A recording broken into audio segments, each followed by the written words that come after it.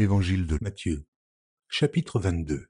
Jésus, prenant la parole, leur parla de nouveau en parabole, et il dit : Le royaume des cieux est semblable à un roi, qui fit des noces pour son fils. Il envoya ses serviteurs appeler ceux qui étaient invités aux noces, mais ils ne voulurent pas venir.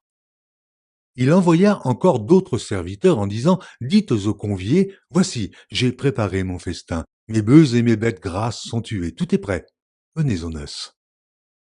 Mais, sans s'inquiéter de l'invitation, ils s'en allèrent. Celui-ci à son champ, celui-là à son trafic.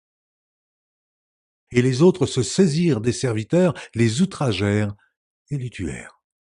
Le roi fut irrité, il envoya ses troupes, fit périr ses meurtriers et brûla leur ville. Alors il dit à ses serviteurs : Les noces sont prêtes. Mais les conviés n'en étaient pas dignes. Allez donc dans les carrefours et appelez aux noces tous ceux que vous trouverez. Ses serviteurs allèrent dans les chemins, rassemblèrent tous ceux qu'ils trouvèrent, méchants et bons, et la salle des noces fut pleine de convives. Le roi entra pour voir ceux qui étaient à table, et il aperçut là un homme qui n'avait pas revêtu un habit de noces. Il lui dit : Mon ami, comment es-tu entré ici sans avoir un habit de noces ? Cet homme eut la bouche fermée. Alors le roi dit aux serviteurs : Liez-lui les pieds et les mains, et jetez-le dans les ténèbres du dehors, où il y aura des pleurs et des grincements de dents, car il y a beaucoup d'appelés, mais peu d'élus. Alors les pharisiens allèrent se consulter sur les moyens de surprendre Jésus par ses propres paroles. Ils envoyèrent auprès de lui leurs disciples avec les Hérodiens qui dirent : Maître, nous savons que tu es vrai, et que tu enseignes la voie de Dieu selon la vérité, sans t'inquiéter de personne, car tu ne regardes pas à l'apparence des hommes. Dis-nous donc ce qu'il t'en semble. Est-il permis ou non de payer le tribut à César ? Jésus, connaissant leur méchanceté, répondit : Pourquoi me tentez-vous, hypocrite ? Montrez-moi la monnaie avec laquelle on paie le tribut. Et ils lui présentèrent un denier. Il leur demanda : De qui sont cette effigie et cette inscription ? De César, lui répondirent-ils. Alors il leur dit : Rendez donc à César ce qui est à César, et à Dieu ce qui est à Dieu. Étonnés de ce qu'ils entendaient, ils le quittèrent et s'en allèrent. Le même jour, les Sadducéens, qui disent qu'il n'y a point de résurrection, vinrent auprès de Jésus et lui firent cette question.